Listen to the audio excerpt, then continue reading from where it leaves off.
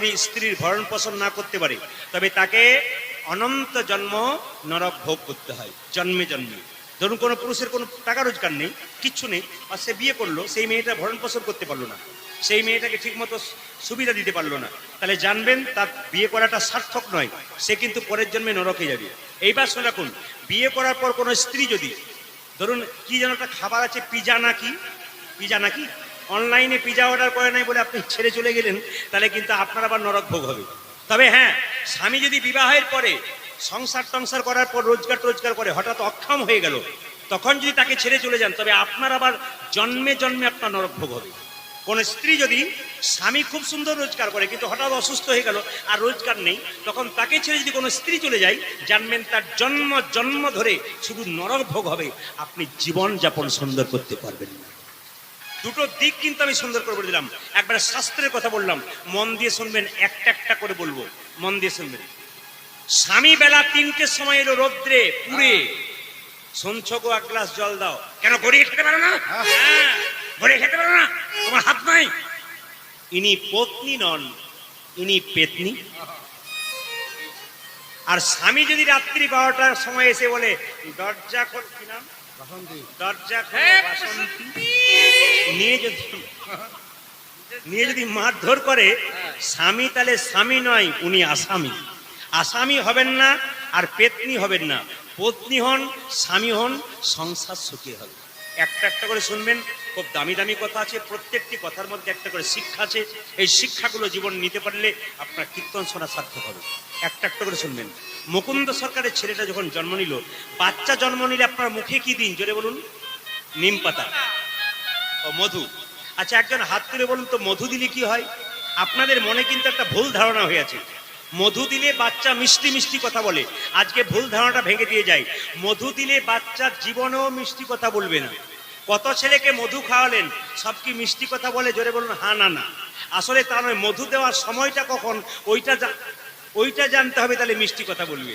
আজকে বলবো না, পরের বছর আবার বায়না করবেন, তারপর বলবেন না, আবার পরের বছর ডাকবেন, তখন আর আমি চান্স দেবো না, চান্স দেবার সুযোগও নাই, আবার 10 বছর পরে আসবো যদি বেঁচে থাকি। কিন্তু একটা কথা বলে যাই, বাচ্চাকে মধু দেবেন কখন, সময়টা শুনে রাখুন। বাচ্চা যখন কান্নাকাটি করে, মায়ের দুগ্ধ পান করতে পারে না, জন্ম নিয়ে কান্না বন্ধ হবার জন্য মধু দেওয়া হয়, মিষ্টি মিষ্টি কথা বলার জন্যে নয়। বাচ্চা নার্সিং হোমে জন্ম নেবে, তখন দেখবেন বাচ্চা জন্ম নেবার পর তাকে ডাক্তারবাবু থাপ্পড় মেরে মেরে কান্না করায়, যদি বাচ্চা কান্না না করে। ওই জন্য অসুস্থ বাচ্চা জন্ম নেওয়া হয়, কান্না করলেই তাকে মধু দেওয়া হয়। কিন্তু মধু দেওয়ার নিয়ম হচ্ছে কখন না, দুটো বইয়ের নাম করব, গৃহসূত্রকার আর একটা গভীর গৃহসূত্রকার, একটা পরাশর গৃহসূত্রকার। পরাশর গৃহসূত্রকার বলে একটা বই আছে, তাদের পরিষ্কার করে বলছে, বাচ্চা জন্ম নেবার পর যখন অসহজ গৃহ থেকে এলেন, মানে অসহজ গৃহ মানে 1 মাস হয়ে গেল, আপনি যখন অসহজ থেকে সোচ হয়ে গেলেন, তখন বাচ্চাকে মুখে মধু দিলেন, তাহলে সে মিষ্টি মিষ্টি কথা বলতে পারে।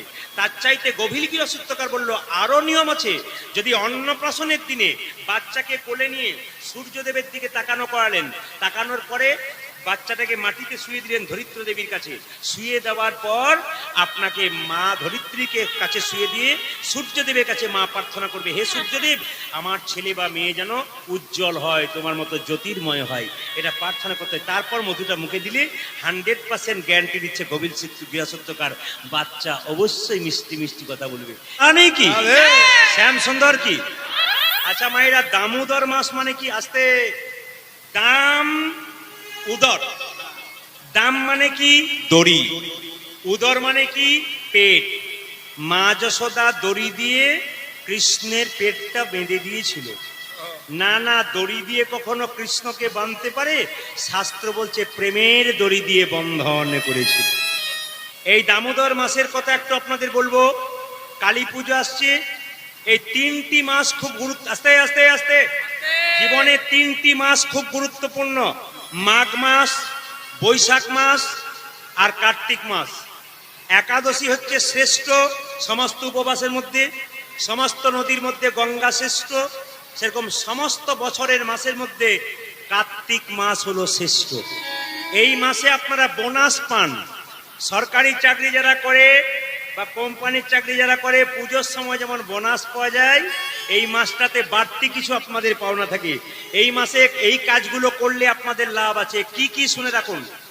এই মাসে বৈশাখ মাসে কি করতে হয়? জল দান করতে হয়। কোনো পথিক পেরিয়ে গেলে সে না খেলেও তাকে জিজ্ঞেস করতে হয়, বাবা একটু জল সেবা করুন, নিয়ম। সে না খেতে চাইলে আপনার ভালোবাসাতে একটু খাবে। জল দান। মাঘ মাসে স্নান, আর কার্তিক মাসে দীপ দান। দীপ দীপ আপনারা দীপ দান করবেন ভগবানের মন্দিরে। সে সকালেও করতে পারেন, দুপুরেও করতে পারেন, রাত্রি।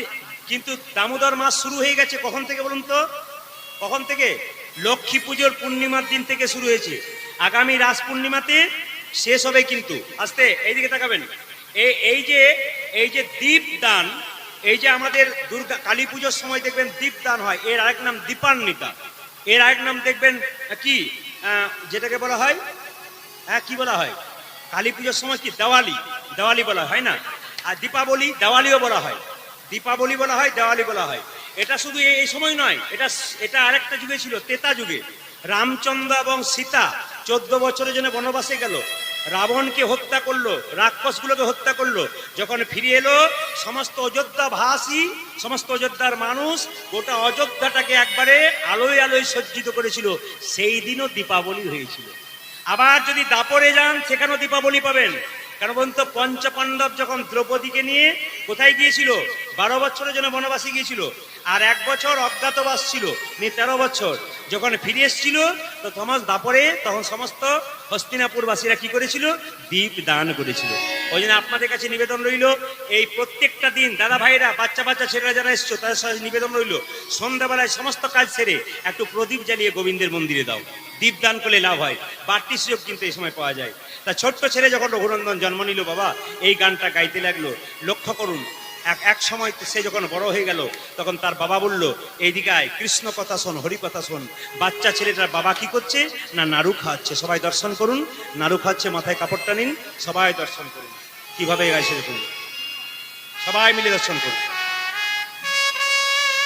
বাতাসার থালাটা দিন, বাতাসার থালাটা দিন, সবাই মিলে দর্শন করবেন এই জায়গাটি। মুকুন্দ সরকারের ছেলে বড় হলো, সে গাইছে মামা। বাতাসা কিন্তু প্রচুর রাখা আছে, আপনারা সবাই পাবেন। একটা ছেলে নারদমুনি রাস্তা দিয়ে পেরিয়ে যাচ্ছে, একটা ছেলে তেঁতুল গাছের নিচে ধ্যান করছে, 18 বছর বয়স। নারদকে জেগে জিজ্ঞেস করছে, আচ্ছা মণিবর, তুমি তো বৈকুণ্ঠ থেকে এলে? বলে হ্যাঁ। এখন কোথায় যাবে? আমি বৈকুণ্ঠেই চললাম। তা ভগবানকে জিজ্ঞেস করো যে তোমার একটা ভক্ত, তার 18 বছর বয়স, সে তেঁতুল গাছের নিচে ধ্যান করছে, কত বছর পর তোমাকে পাবে? নারদ মুনি গিয়ে বলল, প্রভু, বলে কি, তোমার একজন ভক্ত 18 বছর বয়স, তেঁতুল গাছের নিচে বসে আছে, ধ্যান করছে, কত বছর পর তোমাকে পাবে? ভগবান বলল, তেঁতুল গাছে যত পাতা আছে ততবার পৃথিবীতে ওকে আপ ডাউন করতে হবে, তারপরও বলবে। তার মানে বুঝতে পারছেন, তেঁতুল গাছে যত পাতা আছে ততবার পৃথিবীতে ওকে আসা যাওয়া করতে হবে, তবে ও আমার কৃপা পাবে। এখন নারদ মুনি এসে বলছে, এই যে খোকা, এ ভগবানের কাছে গিয়েছিলাম, কি বললো? বলো, তেঁতুল গাছে যত পাতা আছে ততবার তোমাকে পৃথিবীতে আসা যাওয়া করতে হবে, তারপর তুমি পাবে। তখন ছেলে বললো, তারপর আমি পাবো তো, তারপর আমি পাবো তো, খুব লাগছে, তারপর পাবো তো। ভগবান এসে তার সামনে দাঁড়িয়ে আছে। নারদ বলল, প্রভু, তোমার তখন আসার কথা ছিল না? বলছে, আমি যে না এসে থাকতে পারলাম না, ওর ধৈর্য আর বিশ্বাস আমাকে এখানে টেনে এনেছে। এই জগতে যার ধৈর্য আছে আর বিশ্বাস আছে, ভগবানকে তার ডাকতে হয় না, ভগবান আপনি আপনি তার নিজের সামনে এসে দাঁড়াই। ধৈর্য যদি থাকে কারো বাবা, আর বিশ্বাস যদি থাকে, ভগবান আসবেই। মুকুন্দ সরকার যখন মাথা নিচু করে আছে যে তাকে 100 জন্ম কৃপা করবে না, কাঁদছে। ভক্ত যদি নয়ন জলে ভাসে, ভগবান সইতে পারেন। সংসারের জন্য কাঁদো, কিন্তু সংসারের জন্য কেঁদো না, ভগবানের জন্য কেঁদো। ছেলের জন্য কাঁদবে, মেয়ের জন্য কাঁদবে, শেষে ছেলে মেয়ে প্রশ্ন করবে, তুমি আমার জন্য করেছো কি? আপনি ভাববেন যার জন্য করে চুরি, সে কিনা বলে চোর। তখন চোখ থেকে জল পড়বে, সেই জল চোখের কোণ দিয়ে পড়বে, সেই জল স্পর্শ করলে গরম লাগবে, সেই জল মুখের মধ্যে প্রবেশ করলে নোনা নোনা ভাব লাগবে। কিন্তু কেউ যদি নিরজনে বসে কৃষ্ণ কৃষ্ণ বললে, কৃষ্ণ কৃষ্ণ বলে কাঁদে, এ জগতে যে গোবিন্দের জন্য একবার কাঁদতে পেরেছি, কাঁদিতে পেরেছে। তার যে জীবনে কত আনন্দ আহা। সে ছাড়া কে অনুভব করতে সে ছাড়া কেউ অনুভব করিতে পারে না। মায়েরা ছেলের জন্য কাঁদেবে, মেয়ের জন্য কাঁদেবে, বারবার রাধে রাধে। বারবার শুধু জ্বালা বাড়িবে। কিন্তু গোবিন্দের জন্য যদি কেউ একবার কাঁদিতে পারে, কাঁদিতে পারে। তবে তার জ্বালা জুড়িয়ে যাবে। কেঁদে কেঁদে এই কথা বলতে হবে, হে গোবিন্দ, যা কিছু আমার সকলই তোমার, আমারই কেবল তুমি গো। জীবনে মরণে জনমে জনমে প্রাণনাথ প্রাণনাথ হইও তুমি গো।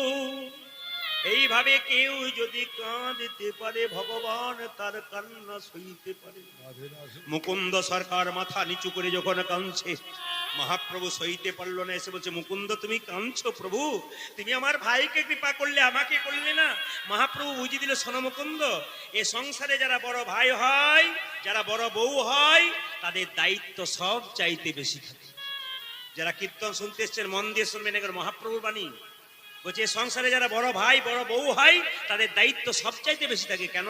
একটা বনের মধ্যে বড় বড় গাছ যেমন ছোট ছোট গাছগুলোকে ঝড় ঝঞ্ঝা থেকে রক্ষা করে, একটা সংসারে বড় ভাই বড় বৌমা সংসারে সমস্ত দায়িত্ব কাঁধে নেয়। ওগো মুকুন্দ, তোমার ভাইকে আমার সঙ্গে রাখলাম আর তোমাকে শ্রীখণ্ডে পাঠিয়ে দিলাম। তোমরা দুজন মিলে কীর্তন করতে এলে, বাড়ির সবাই না খেয়ে মরবে আর কেউ হরিনাম করবে না। ওই যে তোমাকে শ্রীখণ্ডে পাঠিয়ে দিলাম, তোমার ভাইকে আমার সঙ্গে রাখলাম। তবে তোমার একটা কাজ আছে, তুমি শ্রীখণ্ডে ফিরে যাও, একটা গোপীনাথের মন্দির তৈরি করো, তোমার মাথায় হাত দিয়ে আশীর্বাদ করলাম, তুমি কাল থেকে যাকেই চিকিৎসা করবে তারই রোগ ভালো হয়ে যাবে। এর থেকে কি শিক্ষা পেলেন আপনারা? এর থেকে কি শিক্ষা পেলেন? যারা কীর্তন শুনতে এসছেন, যারা যে কর্ম করেন, আপনারা বসে আছেন, হঠাৎ মহাপ্রভুর কৃপা কিন্তু আপনাদের উপরে হবে। আপনি বুঝতেই পারবেন না কখন কৃপা হয়ে গেল। আপনার বিরাট উন্নতি আরম্ভ হয়ে গেল। কেন হয়ে গেল? এই যে আজকে হরিনামের ব্যাংকে জমা দিচ্ছে নিজেদেরকে।